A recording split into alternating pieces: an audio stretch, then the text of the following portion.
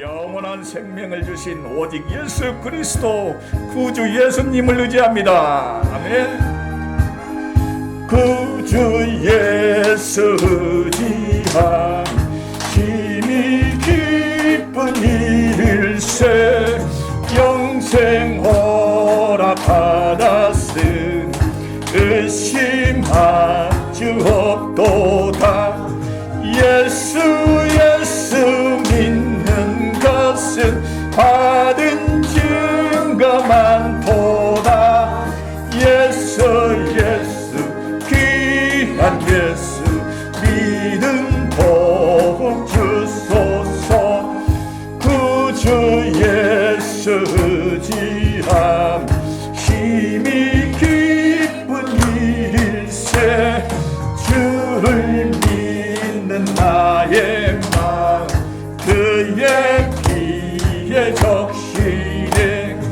예수 믿는 것은 받은 증거 많도다. 예수 귀한 예수 믿음 복 주소서. 1장 18절에 보면 십자가의 도가 멸망하는 자들에게는 일어난 것이요 구원받은 우리에게는 하나님의 능력이라고 했습니다. 예수가 하나님 아들이라는 걸 믿는 우리는 하나님의 능력을 입은 자들이에요. 하나님의 능력을 입은 자들은 지혜롭고 슬기롭다고 했어요. 그런데 하나님의 능력을 입은 우리가 지혜롭지 못하고 슬기롭지 못하다라고 보면 우리의 신앙과 믿음을 다시 한번 점검해 보아야 합니다. 마태복음 11장 15절 이하에 예수께서 고라신과 벳세다 가버나움에 천국복음을 전하며 너희를 향하여 피리를 부르도 너희가 춤추지 않고 우리가 슬피 울어도 너희는 가슴을 치지 아니하였다라고 이렇게 말해요. 이 말은 무슨 말이냐면요, 우리가 살아가면서 그리스도인이 됐으면서도 어려운 이웃을 보면 그냥 모른 척하는 그런, 또 기쁨이 있어도 같이 나누지 않는 이런 것을 말하고 있어요. 그래서 고라신과 벳세다 가버나움은 예수님께서 이 지역에서 가장 많이 천국 복음을 전했던 지역이에요. 그럼에도 불구하고 그들은 예수를 믿지 않았어요. 왜? 그 지역은 갈릴리 지역에서 가장 크게 성장한 도시예요. 고라신과 벳세다 가버나움에 살고 있는 유대인들은 교만했어요. 먹을 게 많아요. 입을 게 많아요. 경제적으로 어려울 게 없어요. 그러니까 하나님이 없어도 예를 들어서 자기들은 잘 살 수 있다. 자기들의 능력으로 잘 살 수 있다고 생각한 거예요. 그래서 예수님께서 그렇게 부르시셔도 그들은 듣지 않았어요. 결국 그들은 예수님으로 말미암아 멸망합니다. 그러니까 예수님께서 마태복음 11장 23절과 24절에 말씀하시기를 버가나움아 내가 하늘보다 높아지겠느냐 음부까지 낮아지다. 내가 행한 모든 권능을 소돔에서 행하였더라면 그의 성이 오늘까지 있으리라. 내가 너에게 이르노니 심판날에 소돔 땅이 너보다 견디기 쉬우리라고 그랬어요. 그러니까 이 지역의 도시는 한때는요, 그 역사적으로 확인이 안 된, 역사적으로 사라져버린 지역이기도 해요. 그러나 오랜 시간 고고학자들이 연구 끝에 요르단의 딸 엘 하마함이 소돔이라는 걸 알게 되었어요. 그래서 소돔 땅은 창세기 노시 아브라함을 따라 가나안 땅으로 왔다가 짐승을 키우는데, 양들을 키우는데 땅을 놓고 그 가정에 불화가 생길 것 같아요. 아브라함과 롯은 그 조카와 삼촌이잖아요.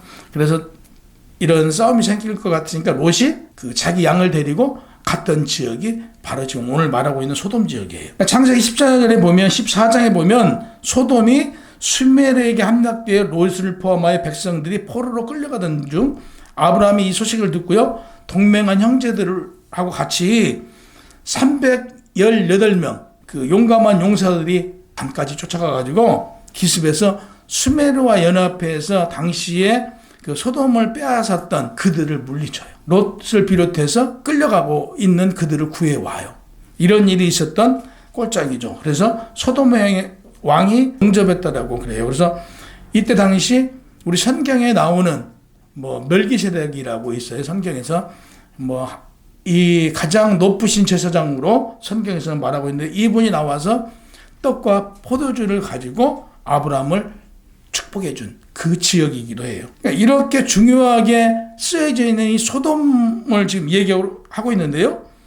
창세기 19장 이후에 보면 소돔이 타락하자 하나님 천사가 롯과 그 가족들에게 얘기하잖아요.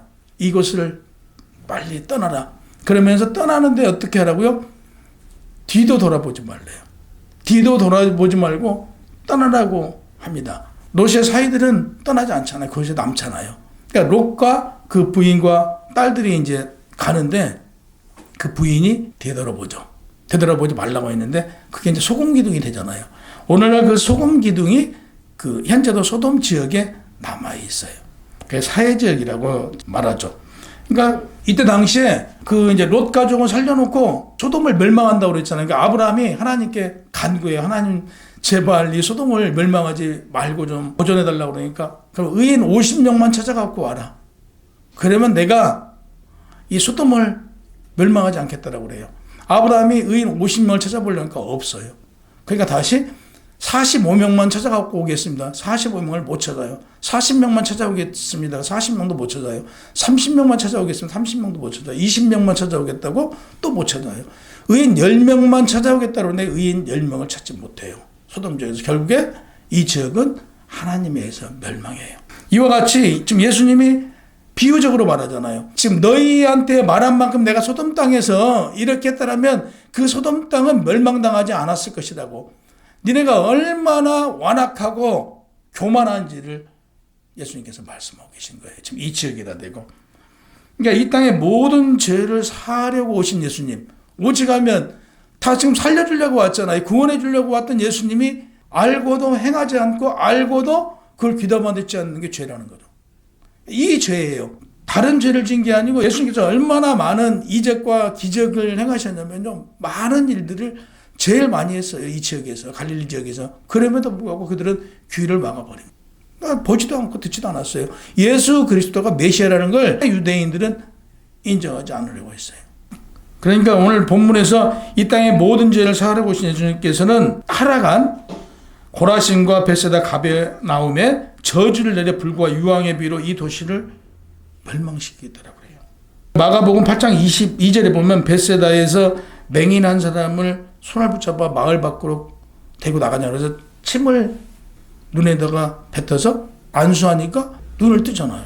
그 물고기 2마리하고 떡 5개로 5,000명을 먹이고도 12광지가 남잖아요. 이것도 이 지역에서 지금 했던 얘기예요. 백부장 종이 병에 들어있을 때 고친 것도 여기서 했던 거고요. 왕의 신의 아들을 고쳐준 것도 이 지역이고요. 그러니까 마태복음 8장 14, 17에 보면 베드로의 장모도 고쳐준 지역이 이쪽 지역이에요. 보세요. 예수님께 얼마나 많은 이적과 기사를 이 지역에서 계속 행해요. 이런 걸 보고도 믿지 않아요. 이게 죄예요. 얼마나 이 교만했으면 믿지 않으니까 너희를 멸하게 떨어서 멸망시켜버려. 그러니까 그 완악한 마음. 우리도 교만은 어디서 와요? 내가 너보다 잘났어. 나는 너보다 위대해. 이건 교만이에요. 여기서부터 교만의 시작이에요. 그래서 교만은 내가 너보다 더 나아. 그래서 우리는 나는 너보다 못해야 돼요. 내가 너보다 나아 하는 순간 뭐가 싹튼다고? 교만이 싹트요. 우리가 가장 조심해야 될 게 그거죠. 나는 너보다 못해. 이러면 낮아지잖아요. 근데 나는 너보다 잘났어. 이 순간 교만이 시작돼요. 우리는요, 늘 마음의 문을 열고 있어요. 마음의 문을 열지 못하고요, 마음의 문을 닫아놓으면요, 아무리 보세요. 예수님께서 그 좋은 천국의 복음의 소리를 전해도 그들은 마음의 문이 다 열려져 있지 않으니까, 닫혀져 있으니까 듣잖아요. 그냥 자기들이 잘났어. 풍족해요. 먹을 거, 입을 거. 그 지역에서, 갈릴리 지역에서 제일 부자 동네예요. 오늘날 말하면 이 강북이 아니고 강남 중에서도 제일 요소, 제일 부자 동네 3군데가 지금 그 지역이에요. 그러니 뭐 먹을 거 풍족하죠. 안 믿는 거예요. 그러니까 니네 한번 혼나봐라. 예수님께서 그 지역을 멸해버린단 말이에요. 우리는 예수가 구원자다라는 사실을 받아들이고 있잖아요. 믿잖아요. 구원의 근거가 예수라는 것을 우리는 알고 있어요. 그래서 구원을 거부하는 자에게는 어떤 일이 있냐? 보세요. 우리는 구원을 받지만 구원을 거부하는 자들에게는 심판이 있어요. 결국에 그들은 음부로 갈 수밖에 없잖아요. 그럼 성경에 보면 음부에서 어떤 현상이 나와요? 유황불 아래서 뜨거우니까 거지 나사로에게 물 한 톨만 먹게 해달라고 애원하는 그런 상황이 발생된다는 얘기예요. 믿지 않는 자들에게는 분명한 사실을 성경에서는 말씀하고 있어요. 그러니까 누가복음 12장 47에 48절에 보면 주인의 뜻을 알고도 준비하지 아니하고 그 뜻대로 행하지 아니하는 종은 많이 받을 것이래요. 그러니까 우리가 모르고 믿지 않는 것은요, 조금 용서받을 수 있고 선처받을 수 있어요. 근데 알고도 믿지 않아요. 예수 복음을 듣고도 믿지 않으면 알고도 믿지 않는 이건 우리가 그러잖아요. 어떤 범죄를 저지르면서 알고도 저지른 죄는요, 가중죄에 해당되잖아요. 성경에서도 그렇게 분명히 말씀하시고 주의 뜻을 알고도 준비하지 아니하고 그 뜻대로 행하지 아니하는 종은 많이 맞을 것이요 그랬어요. 보세요. 성경에서 많이 맞은대요. 그러니까 알지 못하고 맞을 일을 행한 종은 적게 맞으리라. 무릇 많이 받은 자에게는 많이 요구할 것이요 많이 받은 자에게 많이 달라 할 것이니라 그랬어요. 그래서 여러분, 돈 많이 없다고요? 결코 슬퍼하지 마세요. 하나님께서는 많이 준 자에게는요, 많이 준 만큼 요구가 많아요. 근데 그 요구대로 행하지 않았을 때 마지막 날에 오히려 더 큰 심판을 받을 수밖에 없는 거죠. 그러니까 목사들이 제일 두려운 게 뭐라 그래요? 그런 예화들 많잖아요. 가서 보니까 천국에 목사들이 없다라고 그런 얘기를 하잖아요. 그게 무슨 얘기냐면요, 하나님께서 풍족하게 주셨지만 그걸 다 행하지 못해서요.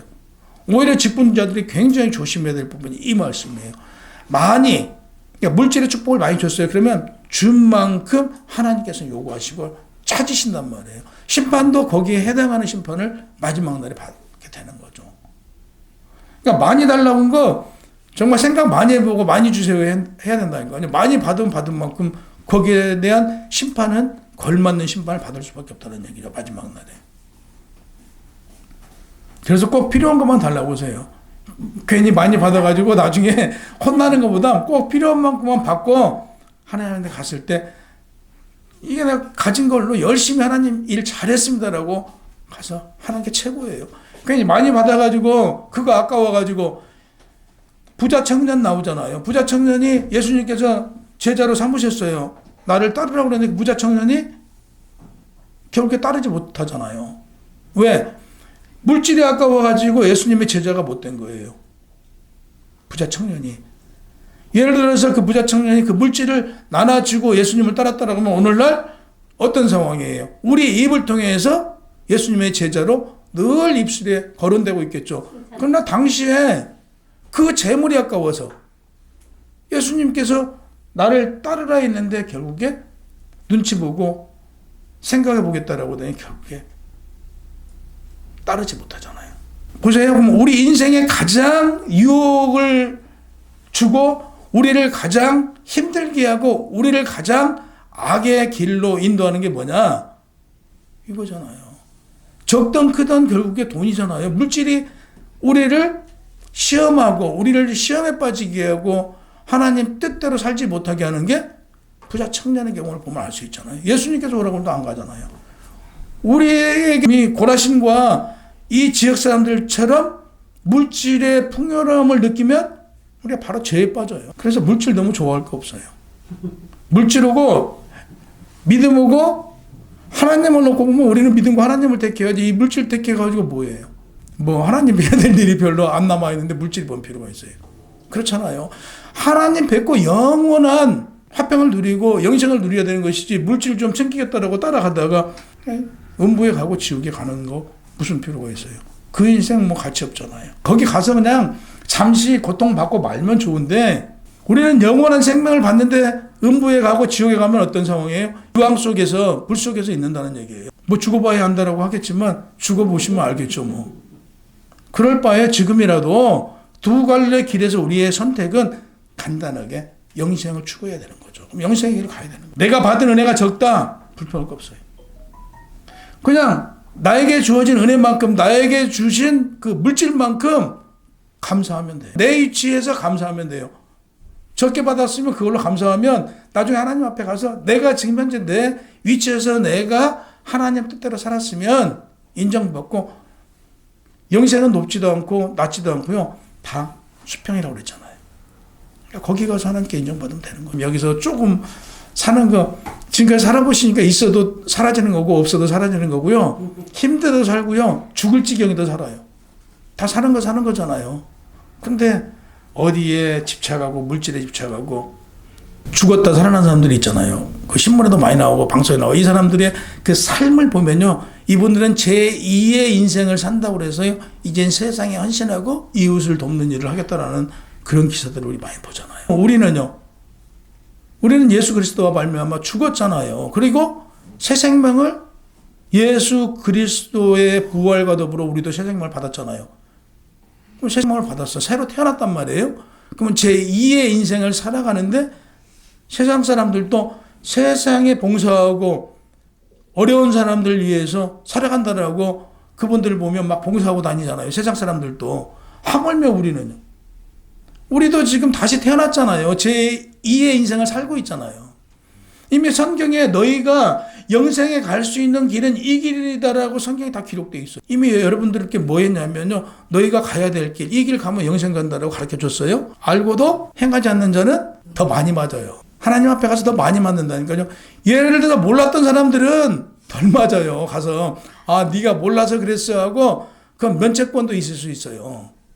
근데 우리는 이미 알고 그 길을 행하지 않고 그 길로 가지 않아요. 다른 길로 간다고 보세요. 많이 두드려 봤죠. 성경에서 그 말씀하신 거예요. 새 생명을 얻은 너희에게 권능을 주셨어요. 이미요. 그리고 너희에게 능치 못할 일이 없어요. 나의 아들이 되었으니 내가 너희에게 상속을 주셨어요. 그러면 그 상속은 아들이 와서 이 땅에서 아까 말씀드린 대로 행하신 병든 자를 고치고 귀신 들린 자를 쫓아내고 소외된 사람들을 위하여 헌신했어요. 예수님께서 가시면서 보혜사 성령님을 너희가 받으라. 그리하면 너희도 누구와 같이 예수 그리스도와 같이 나의 아들과 같은 일을 할 수 있다고 보내주신 거란 말이에요. 그러면 하나님의 상속이 뭐냐? 성령 받는 거잖아요. 꼭 우리 성령 받았어요? 그럼 성령을 받았으면 이런 권능이 우리에게 나와야 돼요? 안 나와야 돼요? 우리한테 나와야 돼요. 나오지 않는 것은 우리 신앙을 점검해 봐야 된다는 얘기죠. 대표적인 예가 누가복음 10장 25절에 보면 율법교사가 영생을 얻으려면 무엇을 해야 영생을 얻냐고 물으니까 예수님께서 율법이 무엇이라고 기록되었느냐 내가 어떻게 읽었느냐라고 역으로 질문합니다. 그러니까 율법교사 내 마음을 다하여 목숨을 다하여 힘을 다하여 뜻을 다하여 주 너희 하나님을 사랑하고 또한 내 이웃을 내 자신과 같이 사랑하라 했다라고 대답해요. 그러니까 예수님께서 다시 말합니다. 옳다. 그대로 행하래요. 여기서 보면 내 자신과 같이 내 이웃을 사랑하라고 그랬어요. 그대로 행하래요.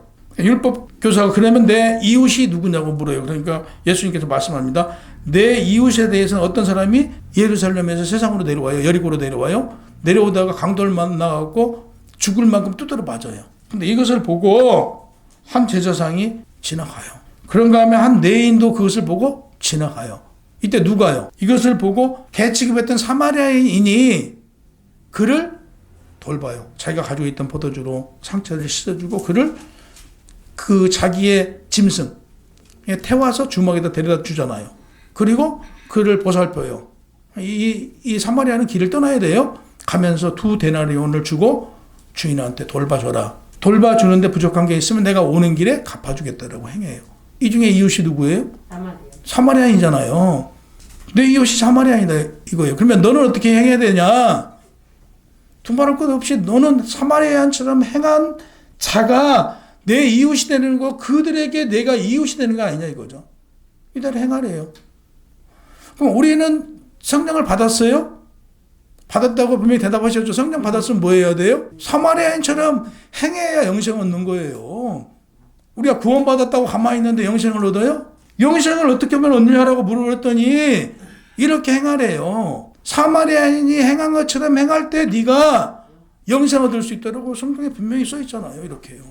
성령 받았으면 이거 해야 돼요. 어려운 사람들 지나치지 말고, 힘들어하는 사람이 있으면 콩 한 조각 나눠 먹고, 슬퍼하는 사람이 있으면 같이 마음으로 위로하고 같이 울어주고, 기뻐하는 사람이 있으면 같이 기뻐해 주는 게 그리스도의 인의 삶이고, 그게 영생 가는 길이에요. 어려운 사람 보고 그래 어렵든지 말든지 나 돌아가요.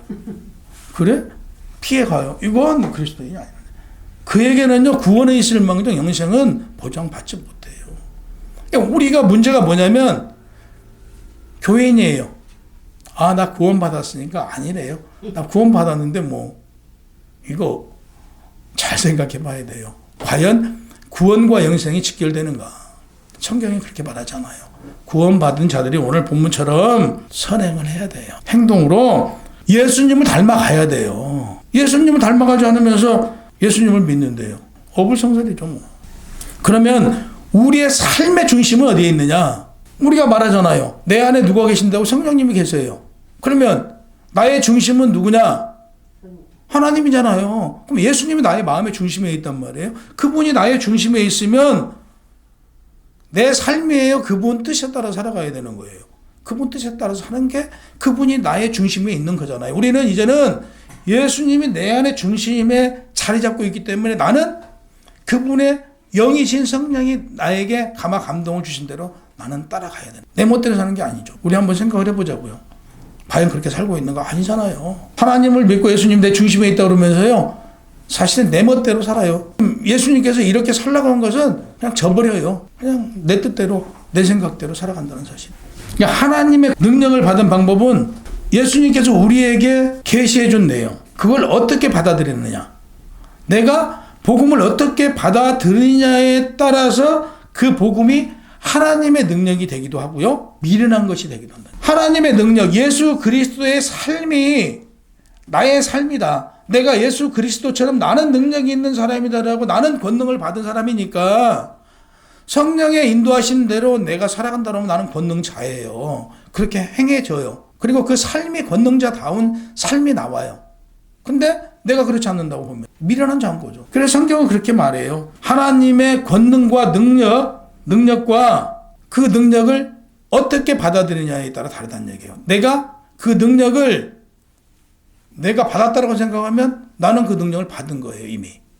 근데 나는 예수님의 일이야. 그건 예수님만 할 수 있는 일이고 나는 나야. 이건 미련한 짓이죠. 그 능력이 나타나질 않아요. 마태복음 11장 21절에서 22절에 보면 화 있을전저 고라시나 화 있을전저 벳세다야, 너에게 행한 모든 권능을 두로와 시돈에서 행하였더라면 그들이 벌써 벳옷을 입고 제에 앉아 회개하였으리라. 내가 너에게 이르는 심판날이 두로와 시돈이 너희보다 견디기 쉬우리라 그랬어요. 여러분이 알고 있는 거, 이것은 옳은 것이다, 이건 하나님께서 우리한테 행하라고 한 것이다 라고 하면 행해야 돼요. 알고 행하지 않는 것은요, 죄에 해당된대요. 두로와 시돈은요, 당시에 이 지역도 굉장히 여유로운 지역이에요. 근데 이들은 굉장히 음란하고 죄가 많았어요.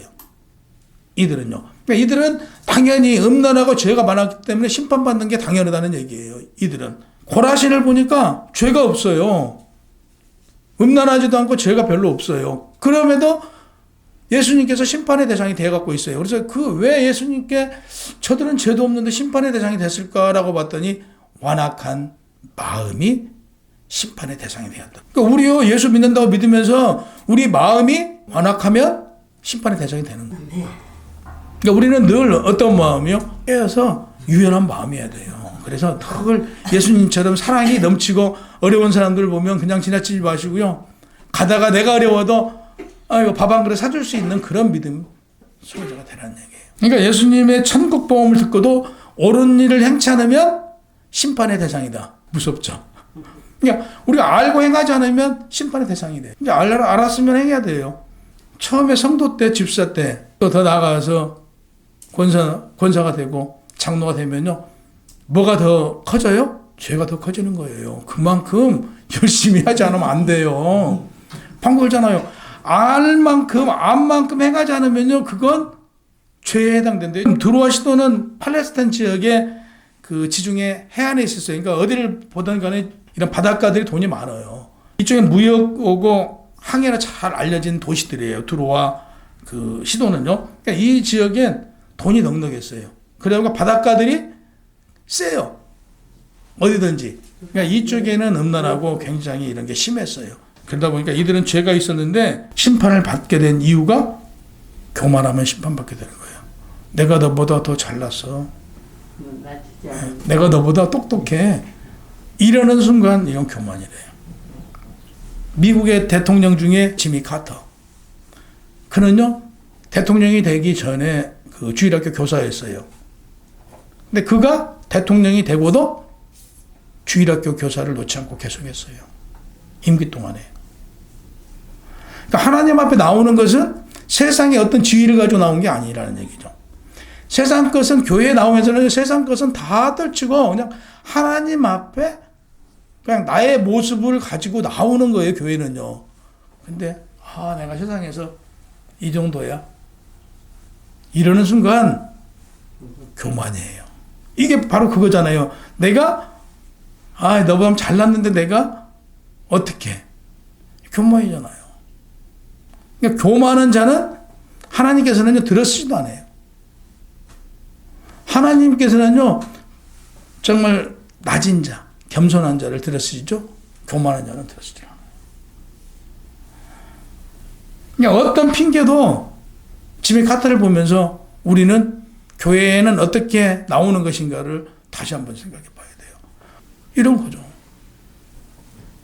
하나님은요 용서의 하나님이시고 사랑의 하나님이시지만 절대적으로요 하나님은 원칙에서 벗어나지 않는 분이에요. 그분이 딱 세워놓은 우리 중심에 예수님이 계시면 그 예수님께서 행하신 그대로 우리가 살아가야 돼요. 여기에서 우리가 편법을 써서 이렇게 저렇게 이건 우리의 편법일 뿐이에요. 예, 이건 절대적으로 하나님께 인정받고 하나님께 용서받을 수 있는 일이 아니에요. 그래서 우리는 어떤 경우라도 행하는 대로 행하는. 그래서 마지막 날에 너 모른다 소리 듣지 않는 우리 열방으로 교회 성도들이 돼야 돼요.